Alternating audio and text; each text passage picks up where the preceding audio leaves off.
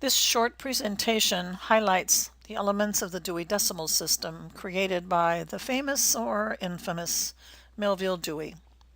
I've posted this in the module for those of you who might need a review on Dewey or who are not that familiar with it, and I hope that maybe this little presentation will help to understand. Dewey is an organizational system that has a long history in library services, in particular school and public libraries. Academic libraries typically use the Library of Congress call number system, which is quite different in scope and content. A Dewey call number begins with a 3-digit number which represents a large topic, often followed with a decimal point and additional numbers representing content categories. Books are shelved first in numerical order and then alphabetically when numbers are the same. The slide shows how they would appear on the shelf.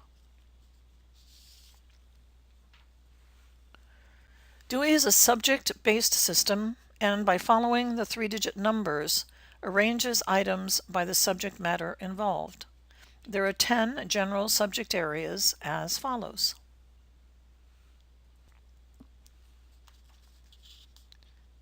If we were to imagine a primitive man and the Dewey Decimal System as a building block for the civilization, it begins with the 100s, where early man thinks about himself and wonders, who am I? This is a section where materials on philosophy and psychology reside. When he has completed the thought process of understanding himself, he wonders, who made me? The 200s are where religion and mythology reside, as man thinks about God, and so materials on all the religions and mythology of early cultures can be found in the 200s.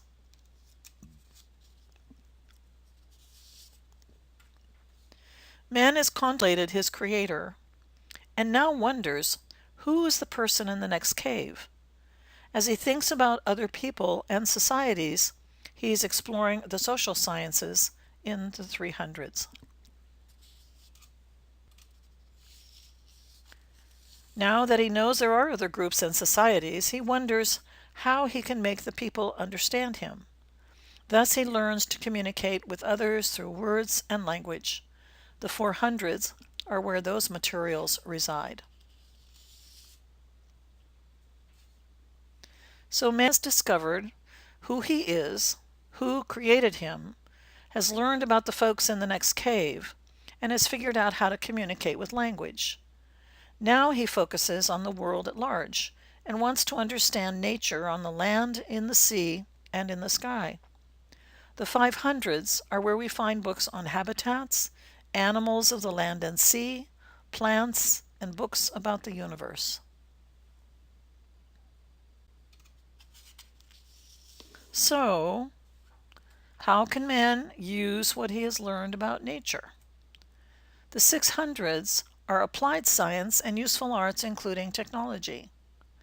Early man has learned about fire, how to make weapons. He has learned about the wheel, medicine, farming, cooking, building, and how to make all the things we use. He has learned about domestic animals, astronauts, and so much more. Now man has leisure time.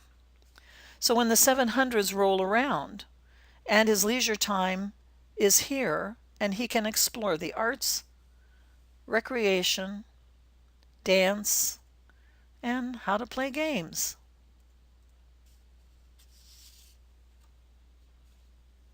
He wonders how he can give his children a record of man's heroic deeds. He becomes a storyteller, creating sagas, fables, epic poetry, and plays about his ancestors and the people he knows. Then he records these stories for all people to read. Technically, in the larger scheme of Dewey, all the fiction books belong to the 800s. But for convenience, most libraries separate fiction into its own section in the library. Now, man realizes that he should leave a record for men of the future, And he begins to write about events that occurred everywhere and about people who had participated in these events. Geography, history, and biography were established to tell the story.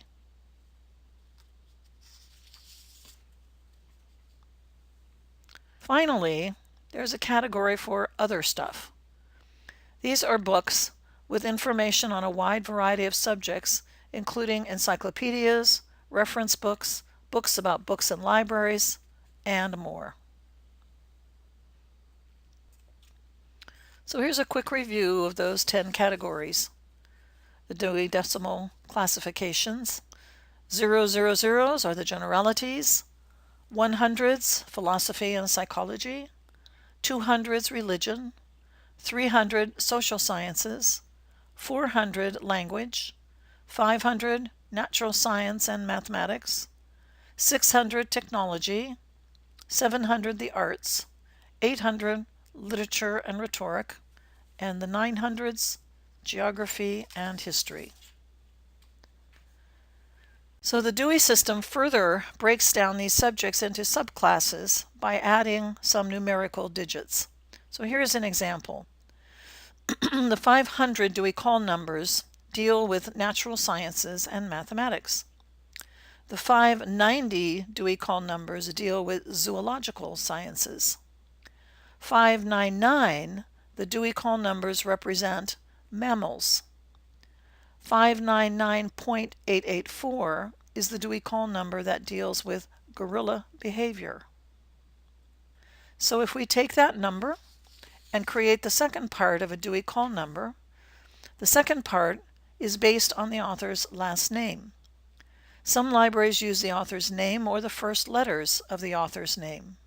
So here we have 599.884, which is gorilla science, and FOS for the author. Some libraries use the first letter or letters of the author's name followed by a cutter number, which represents the author and the particular item. So that would look like this: 599.884, F, 752, and G. The F is standing for the author's last name, the G for the first letter of the title. And the Dewey call number may include a third part, which represents the year that the item was published. And so we have Gorillas in the Mist by Diane Fossey. Thanks for listening and watching, and I hope that this presentation helps to understand a little bit more about the Dewey Decimal System.